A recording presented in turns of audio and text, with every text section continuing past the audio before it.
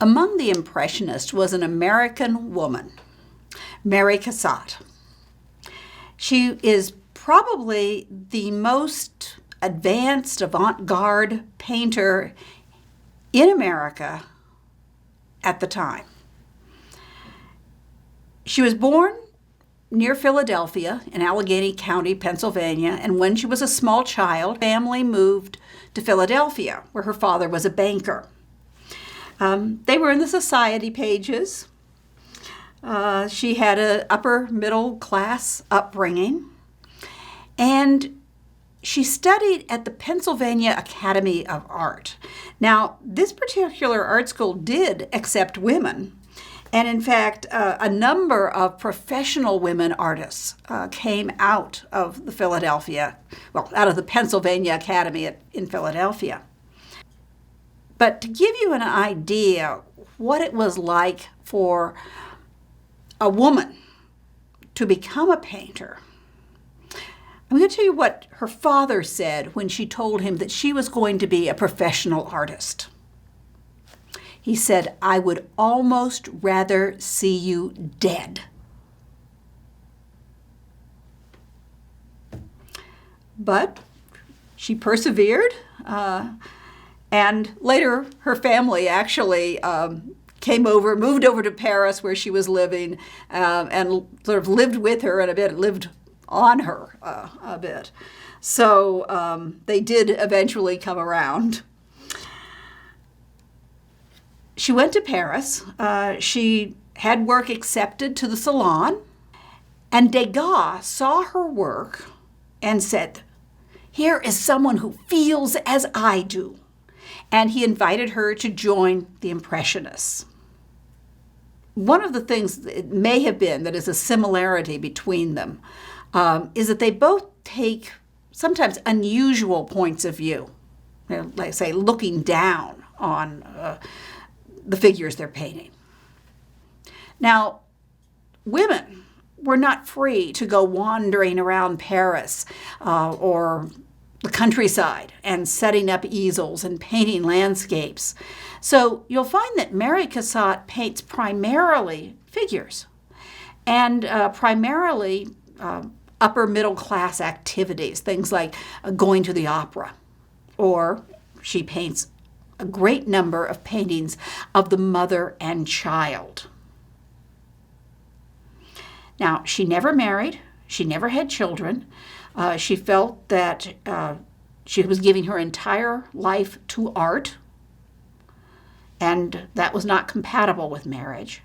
She did have nieces and nephews, and probably other people who she would paint.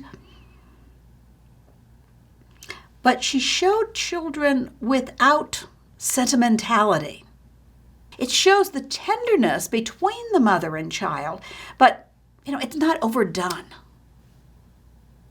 And as you can see, she also can show you both the solidity of form and this incredible patterns of the loose brushwork, which just make the surfaces so lively. This is another painting of hers, Woman in a Loggia.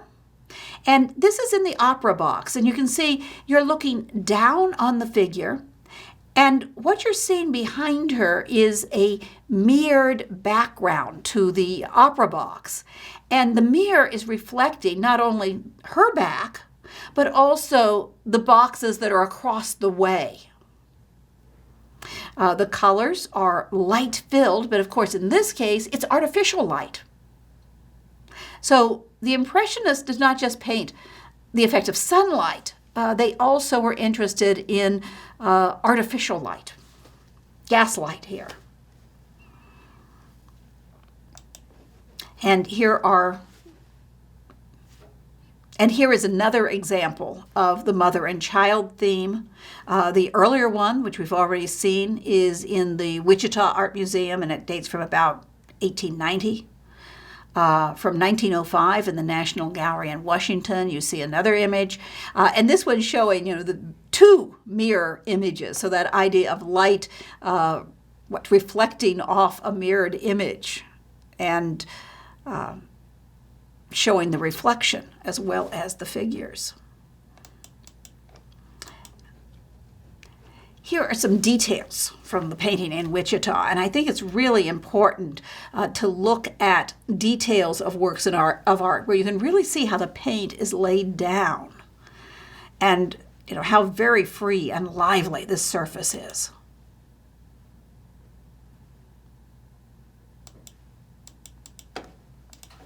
Now, I just mentioned Edgar Degas. He was, of course, a French Impressionist painter. Among the subjects he painted were a number of paintings of ballet dancers, horse races, portraits. He also did sculptures of the ballet dancers. He would work them out in wax, and later on, I think posthumously, some of them were cast in bronze. And he's known for picking unusual points of view, like looking down on something, such as this rehearsal on the stage. So here we're seeing the ballet dancers preparing, somewhat backstage, stretching. And it gives you a very different point of view than when they're actually putting on a performance. You'll also see that there's some men sort of lounging around on the far right, seated there looking at the ballet dancers. Well, because the dancers performed where they're showing parts of their body, such as their legs, they were believed to be They were believed to be available sexually. And that's how some of the women actually, I hate to say got ahead, but was to have a male protector.